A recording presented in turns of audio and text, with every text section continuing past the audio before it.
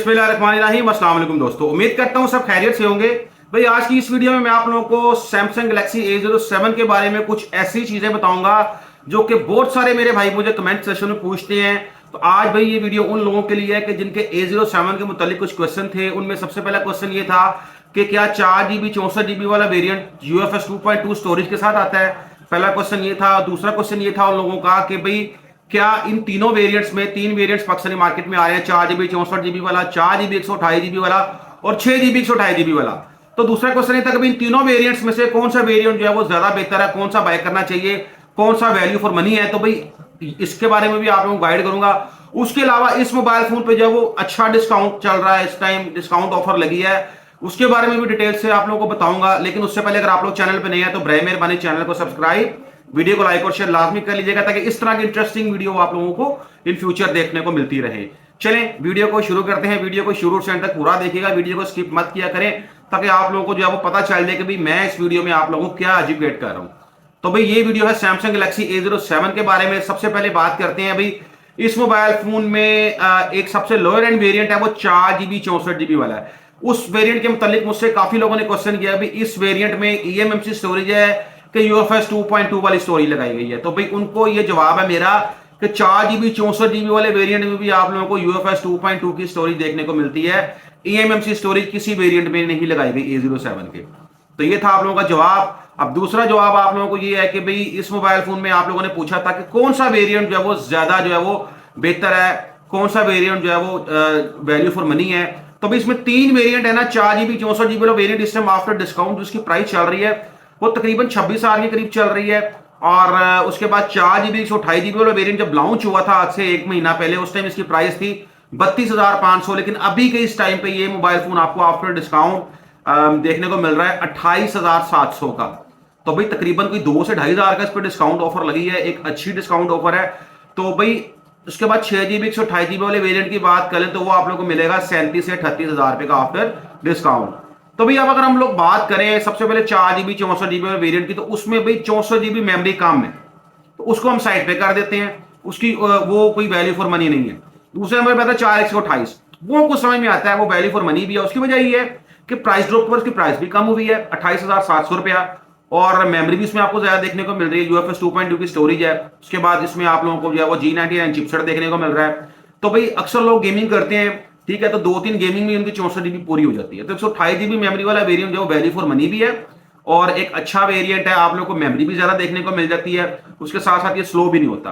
और रही बात 6 GB वाले वेरिएंट की 37 से 38,000 रुपए का, तो भाई अगर आप लोगों ने 6 GB वाला वेरिएंट लेना है तो इससे बेहतर है कि आप लोग 5-6 हजार रुपए डाल के सैमसंग गैलेक्सी A16 बाय कर लें आप, या आप लोग 2-3 हजार रुपया डाल के आप लोग ये 15-40-41 का बाय कर लें, जिसमें आप लोग को सुपर एमोलेड डिस्प्ले भी देखने को मिल रहा है। उसके साथ साथ उसमें आप लोग को 1080p की स्क्रीन रेजोल्यूशन देखने को मिलती है।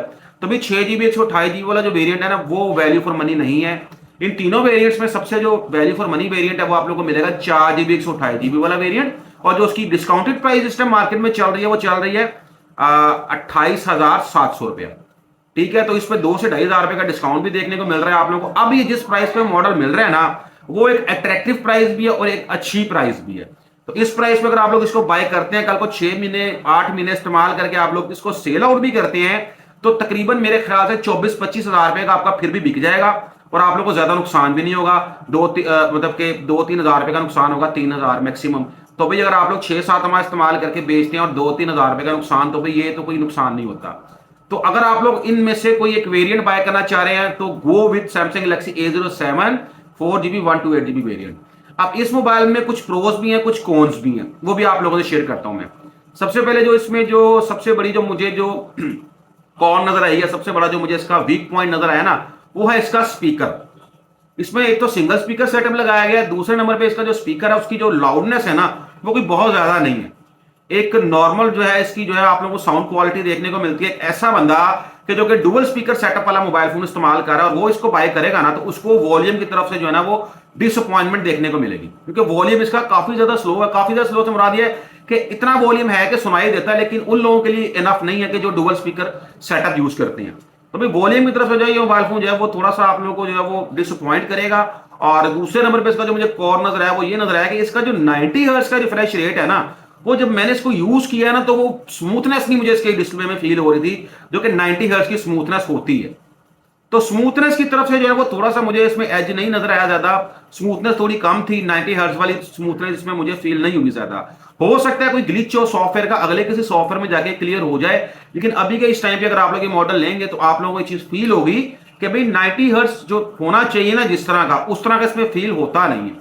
आल्दो 90 हर्ट्ज है इसके अंदर, ऑप्शन भी है, लेकिन वो स्मूथनेस आप लोगों को फील नहीं होगी जो कि एक 90 हर्ट्ज का फोन आपको स्मूथनेस प्रोवाइड करता है। तो वही अगेन हो सकता है किसी सॉफ्टवेयर ग्लिच का मसला हो, अगले किसी अपडेट में जाके ये चीज रिजॉल्व हो जाए, लेकिन अभी के इस टाइम पे जो इसका जो सबसे बड़ा जो कॉर्न है वो मैंने आप लोगों से शेयर कर लिया है। और तीसरा सबसे बड़ा कॉर्न आप लोग जानते हैं कि इस मोबाइल फोन के अंदर ना तो आप लोगों को जो है वो चार्जर देखने को मिलता है और ना ही आप लोगों को सिलिकॉन केस देखने को मिलता है। तो ये आप लोगों ने ज़हन में रखना है कि भाई जब आप एक मोबाइल फोन लेंगे ना तो आप लोगों को तकरीबन कोई 2 से 2,500 रुपए का खर्चा करना पड़ेगा उसके लिए।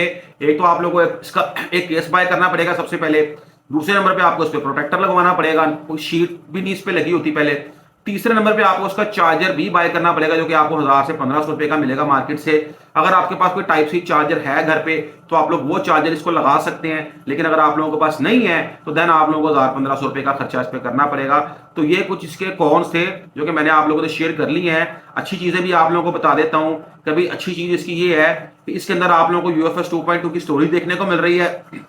उसके बाद आप लोगों को मीडियाटेक का Helio G99 चिपसेट देखने को मिल रहा है। और इस मोबाइल फोन की जो स्पीड है वो मुझे काफी ज्यादा अच्छी लगी। अगर आप लोग इस पे गेमिंग करते हैं तो गेमिंग भी आप लोगों को अच्छा रिस्पॉन्ड करेगा, अच्छी गेमिंग करवा देगा आप लोगों की, क्योंकि आप लोगों को पता है कि सैमसंग का जो One UI 7 है वो काफी नीट एंड क्लीन है।